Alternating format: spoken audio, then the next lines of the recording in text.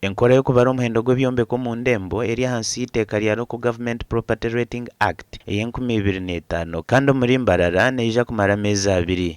Kampuni ya Knight Frank Company Limited niyo ehibwa omwogo ogu kandi ekigendererwa n'okwongera ahanjerekyera n'enshoroza y'emishoro. Ekintu sharamu kugira ngu tubare nituba ntwenda tubare tumanye nkatiste eri mu status eyineki ekyokonza kya byona omuntu wabira mukama w'ekizimbe for the last 5 years the property has changed ownership.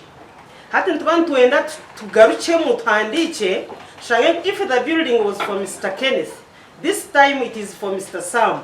Mr. Sam atunge obukakafu na namani n'ebipapura by'ekintu kyeye. Omuhwezi wa meya habwa Mbarara City agizire ngu bakama b'ebyombeko bine obugabe okuherezayo kwetombwita kwabo baba batikirizine na sente zirabagerekerwe. But how do you do it? First of all, ntuza kuteekaho ebirango. We shall put the announcements, time framework through the newspapers, on billboards, radios, which will invite building owners to view the list and object.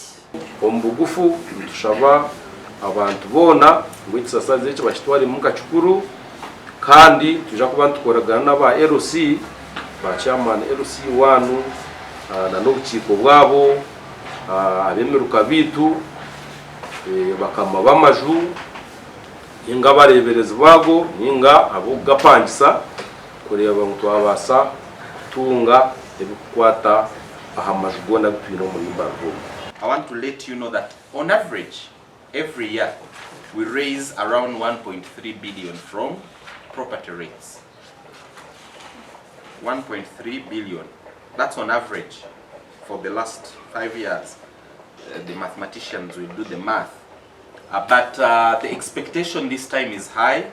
Mbarara City etwire neshoroza billion emwe n'ecweka okurwa mu property tax konkana bajangwa muhero gw'ihururegi nibateekateka kwiha mu billion 3. Omahari bakama b'ebyombeko hine biyashaba Kanso kukora. As you said that your income is going to increase. Can you tell us exactly how many residential houses, how many commercial houses you have covered as compared to the previous? Yeah, those statistics. Encourage neyo kutandika kibanza cyo kwa kashatu 2022 okumara amezi 2 nabwanyuma bakatandika okushoroza emishoreji habwa TV West and Adolf Ayureka.